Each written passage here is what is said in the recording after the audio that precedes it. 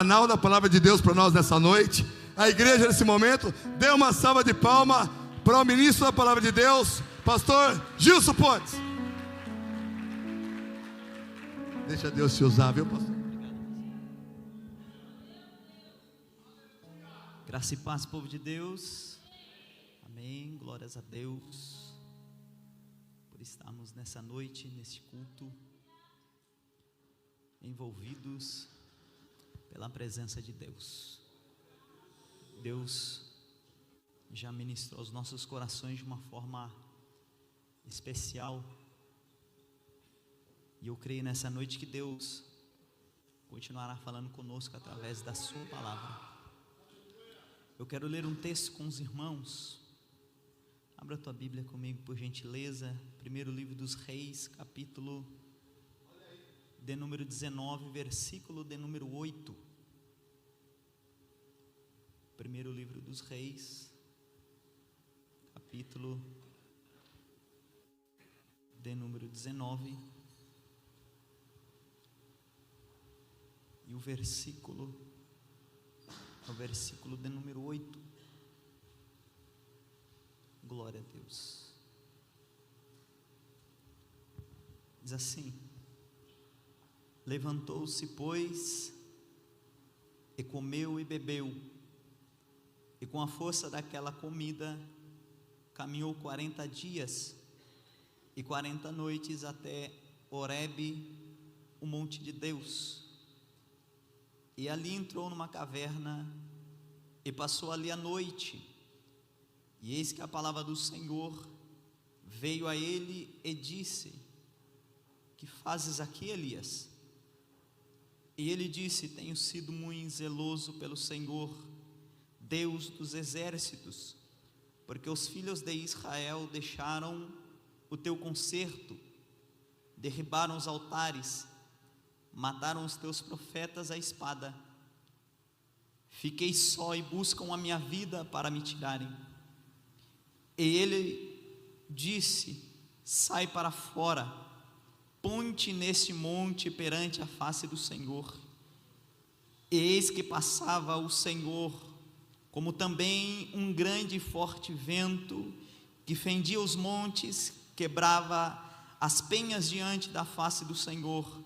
Porém o Senhor não estava no vento. E depois do vento, um terremoto. Também o Senhor não estava no terremoto. Versículo 12.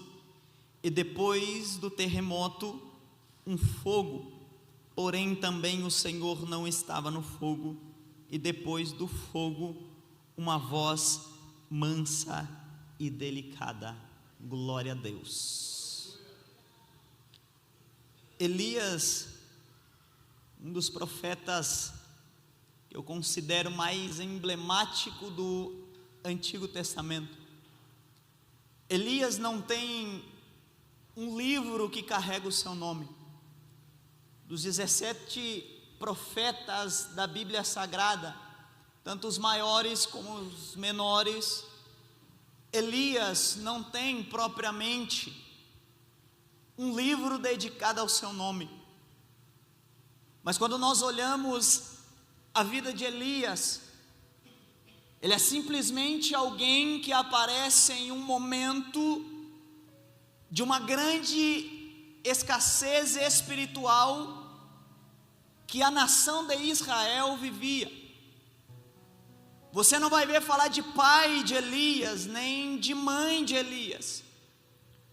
Os rabinos judeus consideram Elias como um anjo, que simplesmente aparece e depois some.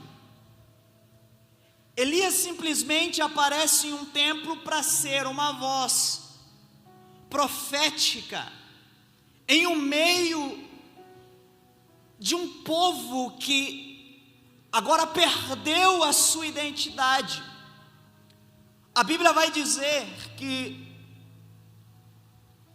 agora Jezabel, juntamente com Acabe, começa uma igreja a levantar altares dedicado a um Deus chamado Baal, atribuindo tudo aquilo que se acontecia na nação de Israel a Baal. A nação de Israel que deveria confrontar qualquer tipo de idolatria ou altar levantado que não fosse ao Deus de Israel, começa a se calar perante Acabe, perante Jezabel. Por quê? Porque a Bíblia vai dizer que quando se declarava que era profeta, Baal ou Acabe e Jezabel mandava matar os profetas.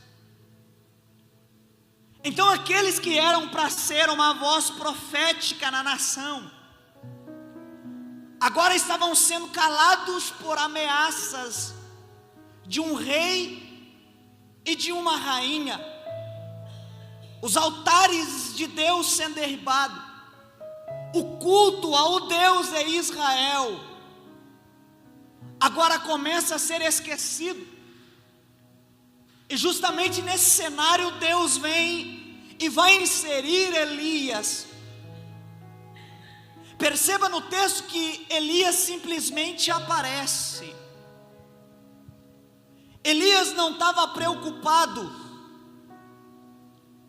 que ele aparecesse ou fosse revelado. Quando nós olhamos esse texto, a Bíblia vai nos mostrar que Elias simplesmente aparece e depois some. Por quê? Porque o importante para o profeta não é ele aparecer. Porque o profeta não vem para mostrar que ele é profeta. O profeta vem para mostrar que Deus é através da vida dele. Então o mais importante para Elias não era demonstrar que ele era profeta, mas era demonstrar que tinha um Deus em Israel. Então Elias não estava preocupado em aparecer, mas a única preocupação de Elias era que Deus aparecesse e fosse revelado através da vida dele. Então o que Deus faz em um cenário onde estavam matando todos os profetas, calando os profetas, Deus vai inserir esse homem. E Deus vai inserir justamente esse homem para ir contra os princípios que Acabe e Jezabel estavam pregando e levantando altares. Quando eu olho o capítulo de número 17, a Bíblia vai dizer que depois dessas coisas aparece Elias. E Elias simplesmente aparece e vai dizer, ou transmitir uma mensagem para Acabe, dizendo: segundo a minha palavra, não haverá nem chuva e nem orvalho sobre a nação de Israel. Perceba, igreja, que toda profecia ou todo profeta, quando ia profetizar, ou ele dizia no começo da profecia, ou quando terminava a profecia, assim diz o Senhor. Mas quando nós olhamos Elias, ele diz: segundo a minha palavra, não vai ter chuva, não vai ter orvalho sobre a nação de Israel. Deus então fecha os céus, cerra os céus. Só que quando Deus cerra os céus, a Bíblia vai dizer que Deus agora dá um direcionamento para o profeta. Deus diz para ele: vai-te daqui, se esconde. Perceba que primeiro ele aparece e depois ele se esconde. Por quê? Porque quem tem que aparecer não é o profeta. Quem tem que aparecer é o Deus que usa a boca do profeta. Deus estava dizendo: Elias, tu liberou a palavra, agora te oculte, agora se esconda. Por quê? Porque quem vai aparecer agora sou eu. Quem vai se revelar agora para a nação de Israel sou eu. Por quê? Porque a nação de Israel, com os profetas de Baal, E os profetas de Azera, eles diziam que quando a chuva caía, era porque Baal mandava chuva. Quando a terra produzia, eles diziam: a terra produz porque Baal quer que a terra venha produzir. Aí então o profeta agora é enviado para um lugar chamado Querite. Deus manda ele se esconder junto ao ribeiro de Querite, de frente do Jordão. Perceba que quando Deus manda ele sair, Deus dá um direcionamento. Escute isso aqui: Deus nunca deixa a tua igreja e o teu povo sem direcionamento. Deus não diz para ele: saia vagando por aí. Não, Deus disse claramente para ele: sai-te daqui, vai lá ao ribeiro de Querite, defronte do Jordão, porque lá eu já ordenei que os corvos te alimentem. A Bíblia vai dizer que agora ele sai, não questionando a Deus para onde ele iria. O profeta não questiona a Deus, pastor Marcos, porque quem conhece a voz do Senhor não questiona para onde Deus o está levando, porque ele sabe que quem está dando direcionamento se encarrega de prover e suprir tudo aquilo que ele precisa. Tanto que no Gênesis capítulo 12, quando Deus manda Abraão sair, Abraão não questiona, Abraão obedece, porque sabia quem estava indo com ele. Elias não questiona, mas Elias vai. Quando Elias chega no Querite, Querite significa lugar de corte, de deixar sob medida. Perceba que às vezes Deus vai nos levar em lugares que será o Querite na nossa vida. Por quê? Porque Deus vai nos levar em lugar de corte. Para quê, pastor? Para nos deixar sobre a medida que Ele quer. Que medida é essa? O mesmo nível dele. Cortar machuca, cortar dói, mas o corte gera crescimento. E para onde Deus o leva, Deus não leva com mais pessoas, Deus leva ele sozinho.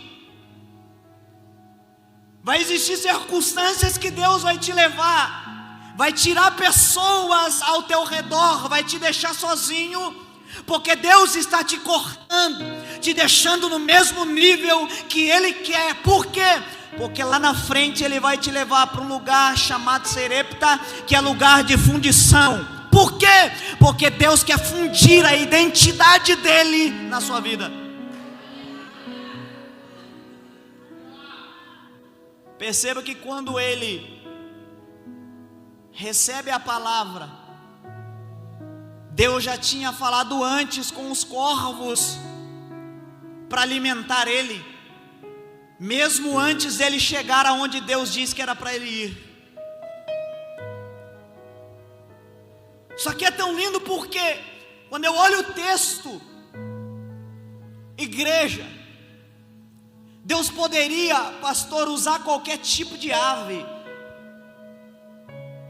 Deus poderia usar a águia, porque a águia é citada no livro do profeta Isaías. Anjos têm face de águia. Deus poderia usar anjo. Deus poderia usar a pomba, que representava o Espírito Santo. Mas Deus vai usar justamente uma ave menos improvável para levar para o profeta. Eu disse: Deus, por quê? E Deus ministrava no meu coração que Deus é especialista em usar coisas improváveis para mostrar que Ele é Deus. Não estou entendendo, eu vou liberar algo profético para a tua vida. Talvez você está olhando e dizendo: Deus, é improvável Deus está te dizendo nessa noite: eu sou especialista em usar coisas improváveis, situações improváveis, lugares improváveis, para mostrar que eu sou o Deus das coisas improváveis. Aí ele estava lá, a Bíblia vai dizer que os corvos levavam pão e carne pela manhã e pela tarde. Aí eu começo a pensar dizendo: Deus, em um tempo de crise, aonde corvos iriam achar pão e carne? Carne é fácil, é da natureza deles, mas pão. Eu disse: Deus, que negócio é esse? E Deus ministrava no meu coração: o único lugar que nunca falta pão e carne é no templo, porque no templo tinha sacrifício pela manhã e pela tarde. Pode a crise chegar, mas o único lugar que sempre vai ter pão é o templo, é a casa do Senhor. E Deus nessa noite te diz que nessa noite Deus tem pão, Deus tem carne para a tua vida, Deus tem alimento dos céus para você.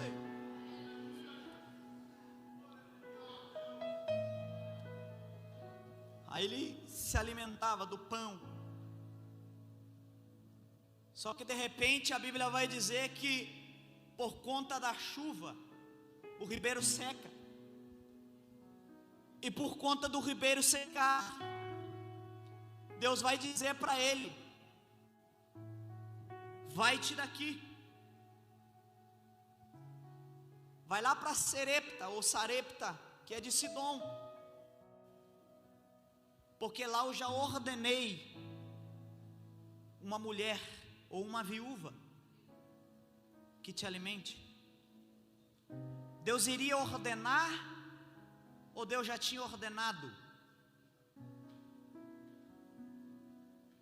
Vou dizer de novo: Deus não estava falando que iria ordenar. Deus estava dizendo, pastor Marco, que ele já tinha ordenado. Eu vou melhorar para você dar glória a Deus. Antes de você vir para essa casa dizer: Deus, olha o cenário que eu estou enfrentando, me ajuda. Deus está dizendo para algumas pessoas aqui nessa noite que Ele já ordenou a bênção, já ordenou o milagre, já ordenou a cura, já ordenou a providência, já ordenou aquilo que você precisa. Antes mesmo de você estar aqui, o céu já liberou resposta para a tua casa.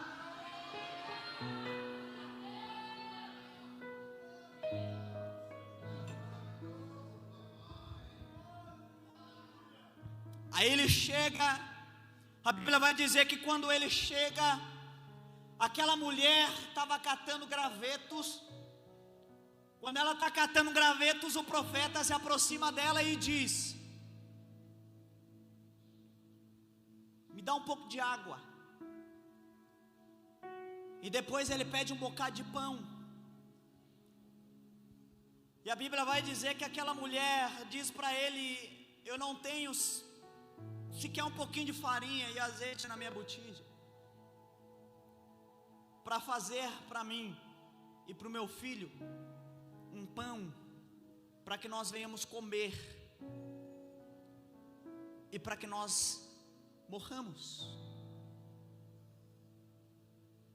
Só que quando eu olhava esse texto, pastor Marcos, igreja, a Bíblia vai dizer no versículo 12, no original, que ela pegava 2 pedaços de madeira. Eu disse: Deus, ela estava pegando 2 pedaços de madeira para cozinhar, para depois ela e o teu filho morrer. Eu disse: Deus, me explica isso.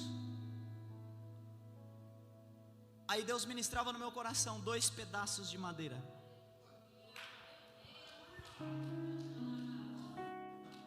Eu disse: Deus, o que é isso? Deus disse: a cruz. Aonde tem a cruz não tem morte. Aonde tem a cruz não tem vida. Aonde tem a cruz tem vida. E não tem morte. O profeta ora, Deus manda providência e o profeta agora sai. E quando ele sai, a Bíblia vai dizer que ele precisa se mostrar agora para Acabe.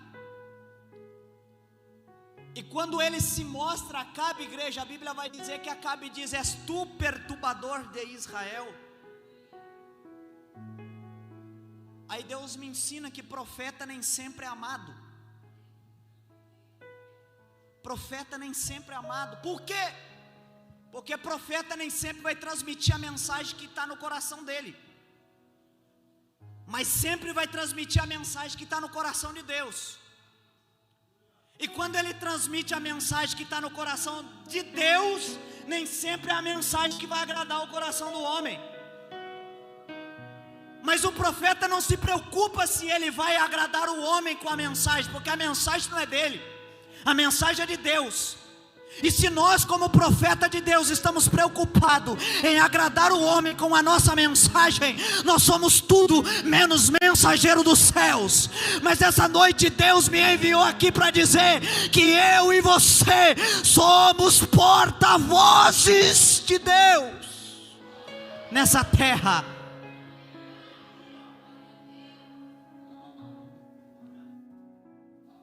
Aí a Bíblia vai dizer que ele chama Acabe. Chamando Acabe, ele manda chamar os profetas de Baal, os profetas de Azera, a nação Israel, e diz: vamos para o monte. E quando eles sobem para o monte, a Bíblia vai dizer que Elias agora toma a palavra e diz no meio dos profetas de Baal, de Azera e de Israel: prepare o altar de vocês.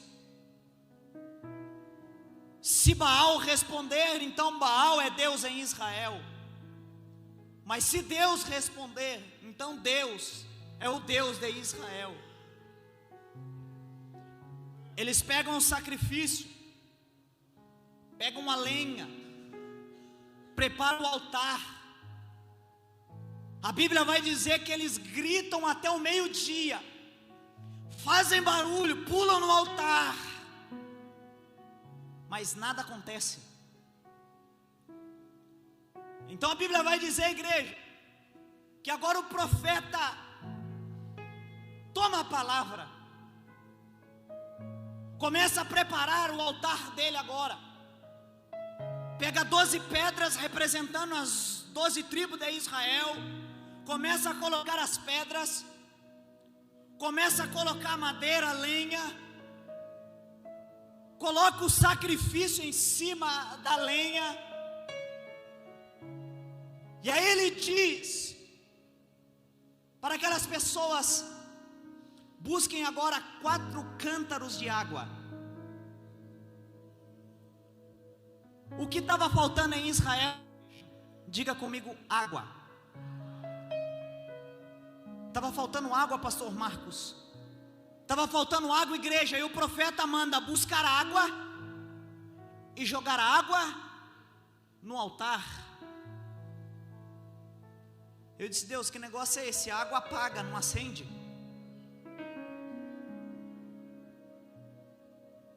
Eu disse: meu Deus, esse negócio aqui é lindo. Aí ele diz: faz isso por 3 vezes.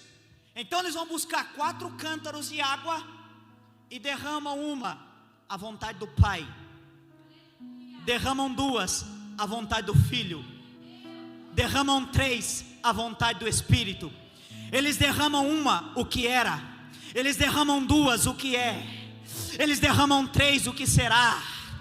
Eles derramam 1 ao caminho, eles derramam 2 a verdade, eles derramam 3 a vida, eles derramam 1 o átrio, eles derramam 2 o santo, eles derramam 3 o santíssimo, eles derramam 1 a boa, eles derramam a segunda agradável, eles derramam a terceira, a perfeita vontade de Deus.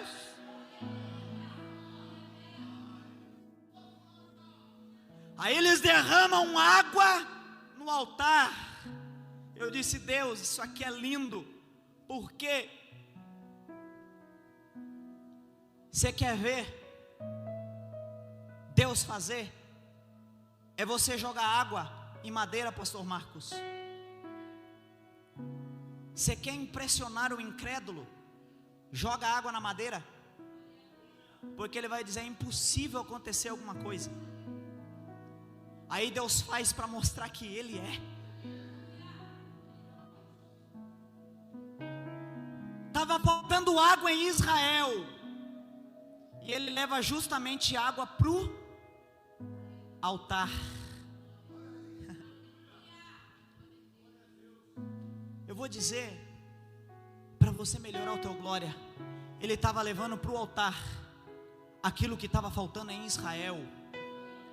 Deus está dizendo para algumas pessoas: traz para o altar. Eu vou dizer de novo para você melhorar o teu glória. Está faltando alguma coisa na tua casa, na tua vida, na tua família, no teu ministério. Traz para o altar, porque o altar é capaz de resolver aquilo que o homem não resolve.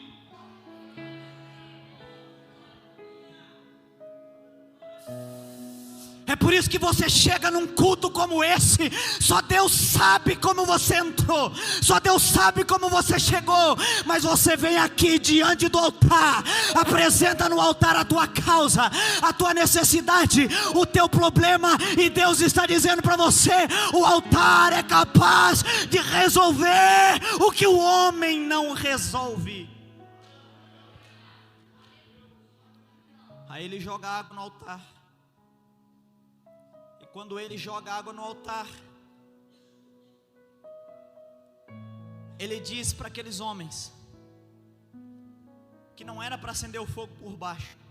Aí ele ora, e quando ele ora, o fogo vem de cima. Porque qualquer fogo que não vem de cima é fogo estranho.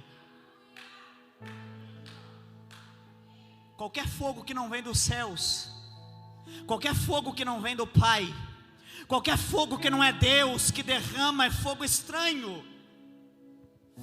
Mas nessa noite Deus está dizendo para algumas pessoas: o fogo do Espírito vai te consumir. O fogo do Espírito vai acender o altar de novo.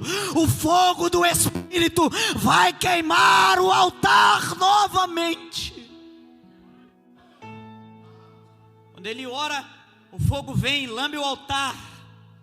Aí a Bíblia vai dizer que ele mata todos os profetas, tanto de Baal como de Azera.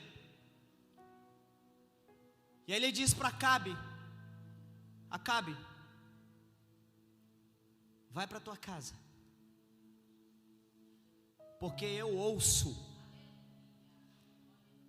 o barulho de uma grande chuva. Ele estava vendo ou ele estava ouvindo? Porque eu ouço o barulho.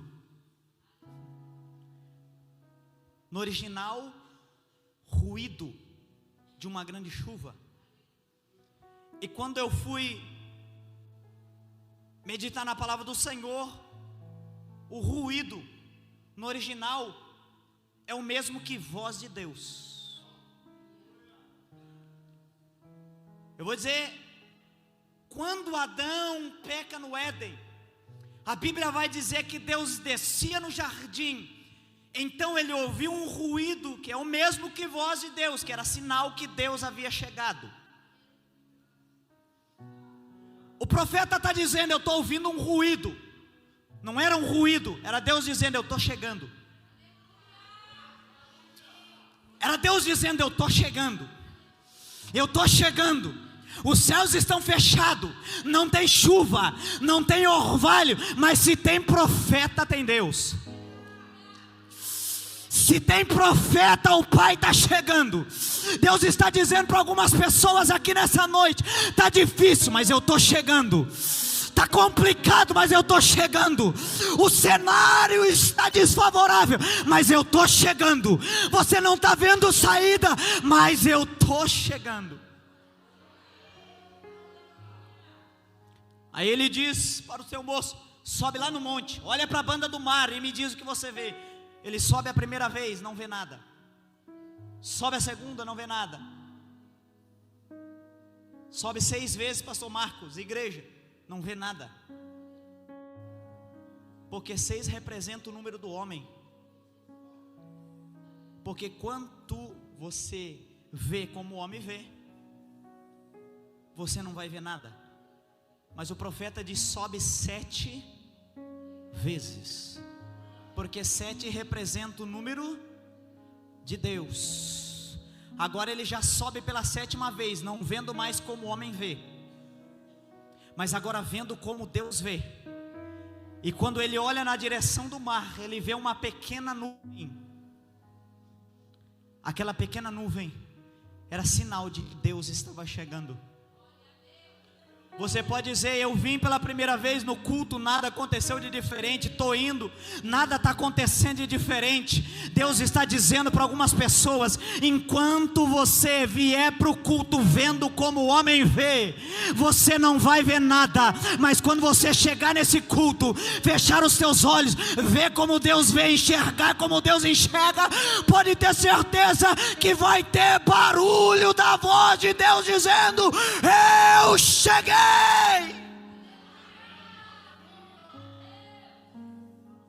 Aí a Bíblia vai dizer que Acabe faz Jezabel saber agora o que o profeta havia feito. E quando ela faz, ou quando ele faz ela saber, a Bíblia vai dizer que ela libera uma palavra para o profeta, dizendo para o profeta se amanhã nesse mesmo horário a cabeça dele estaria no lugar. E a Bíblia vai dizer que quando Elias ouve esta palavra, Elias foge. E eu disse para algumas pessoas essa semana: a minha e a tua palavra tem poder para mudar o dia de alguém, a semana de alguém, o mês de alguém, o ano de alguém, e até mesmo a vida de alguém. O que significa? Seja porta-voz de Deus aqui na terra, para pessoas. Aquela mulher libera uma palavra para aquele homem. Quando ele ouve aquela palavra, mesmo sendo profeta, mesmo vencendo os profetas de Baal e de Azera, a Bíblia vai dizer que ele teme. Quando ele teme, ele foge. Quando ele foge, ele vai para uma caverna, ele vai para um zimbro, deita naquele lugar e diz: eu não sou melhor do que os meus pais, tira minha vida, só me resta a morte. Enquanto eu estava no banco ali, Deus ministrava no meu coração dizendo que no nosso meio existem pessoas aqui que ouviram palavras que paralisaram a tua vida, paralisaram a tua família, paralisaram teu ministério, por causa de uma palavra dita. E por causa dessa palavra você disse: eu não canto mais, eu não prego mais, eu não profetizo mais, eu não faço mais. Mas enquanto ele estava no zimbro, a Bíblia vai dizer que Deus envia um anjo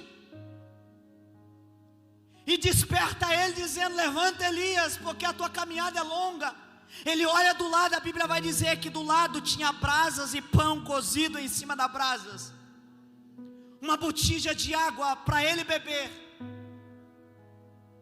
A Bíblia vai dizer, pastor, igreja, que ele olha aquela comida e ele volta a dormir. Só que pela segunda vez, vem agora, não um anjo, mas o texto vai dizer, vem o anjo do Senhor.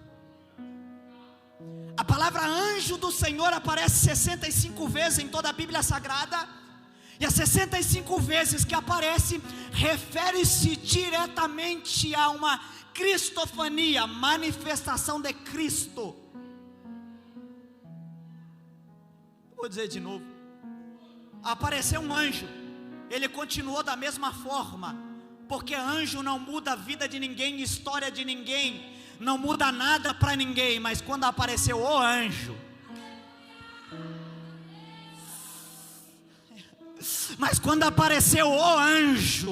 do Senhor, o cenário foi diferente. Porque aonde tem o anjo do Senhor, não precisa de inovações, ele é suficiente. Quando ele chega para levantar. Quando ele chega para colocar de pé. Quando ele chega para exaltar. Quando ele chega para mudar a situação e o cenário. A Bíblia vai dizer que ele agora come, e com a força daquela comida, com a força daquele pão, ele caminhou por 40 dias. Sabe por que você está aqui hoje? É por causa da força desse pão. Sabe por que você não parou? É por causa da força desse pão. É porque a palavra do Senhor tem te sustentado. Mas a Bíblia vai dizer que agora ele entra numa caverna, e quando ele entra numa caverna, eu vou para o texto que nós lemos para finalizar.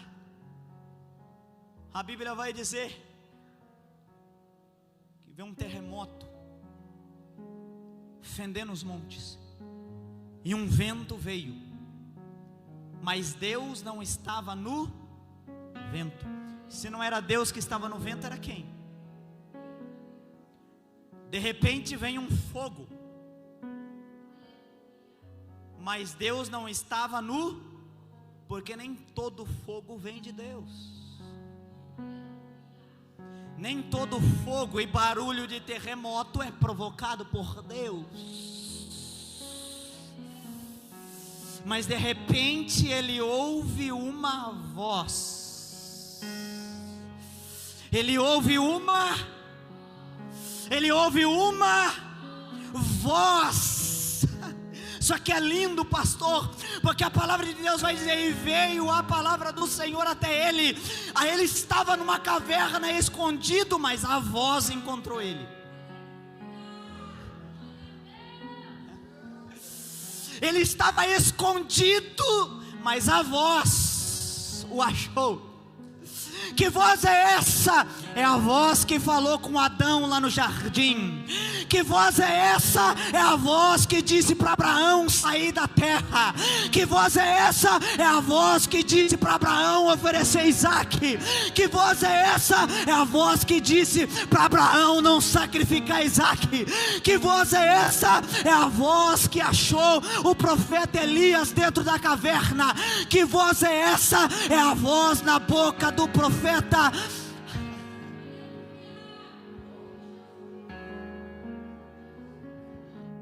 João, que clamava no deserto. Sabe o que Deus manda dizer para algumas pessoas? Não adianta você se esconder, a voz vai te achar. Não adianta você se esconder, a voz te busca aonde você estiver. Não tem base? Tenho. Lázaro fazia 4 dias que estava morto, estava lá no seio de Abraão. Aí Jesus disse: Lázaro,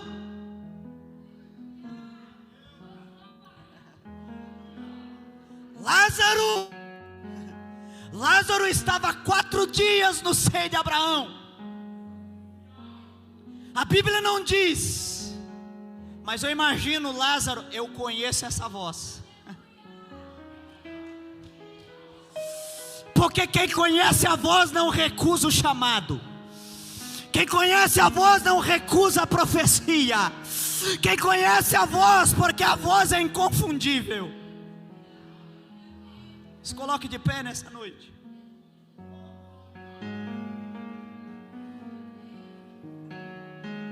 E quando ele ouve a voz, Deus está dizendo para ele: sai para fora, porque é longa a tua caminhada. E Deus está dizendo para algumas pessoas aqui nessa noite: não é tempo de parar, porque é longa a tua caminhada. Não é tempo de estacionar, porque é longa a tua caminhada. Talvez uma palavra te paralisou, mas Deus está dizendo para algumas pessoas aqui nessa noite: volte a pregar, volte a profetizar, volte a ensinar, volte a evangelizar, volte a fazer aquilo que o Pai te chamou para fazer.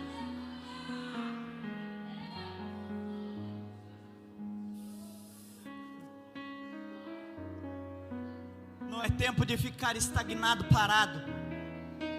Deus te chamou para um propósito.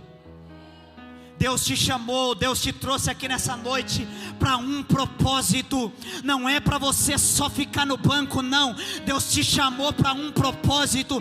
Não é para você ser simplesmente uma pessoa que só vem aqui, assiste o culto, vai embora. Não, Deus te chamou para um propósito. Talvez uma palavra paralisou você, mas essa noite a palavra do Senhor, a voz está te dizendo: se levanta, se coloca de pé, porque é grande aquilo que Deus tem. Eu quero orar pela sua vida nessa noite, porque quem conhece a voz não fica confundido. Quem é mãe, quem é pai sabe disso. Se um filho gritar no meio da igreja, você conhece a voz.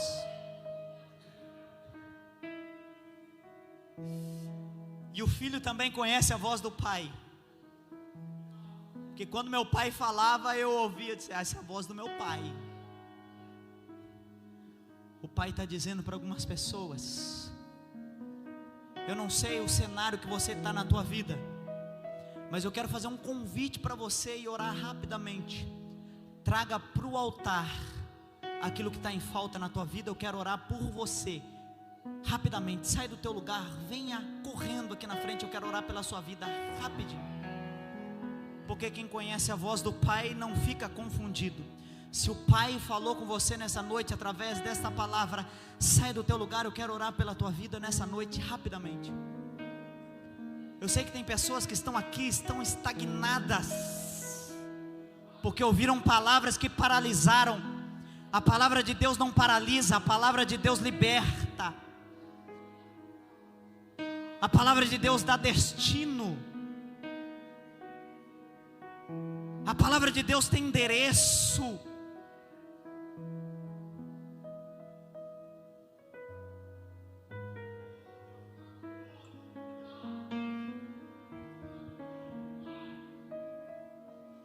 Eu lembro que no começo do meu ministério, quando eu comecei, comprei a minha primeira Bíblia, pastor, feliz. Cheguei no culto com aquela alegria, disse: eu comprei minha primeira Bíblia.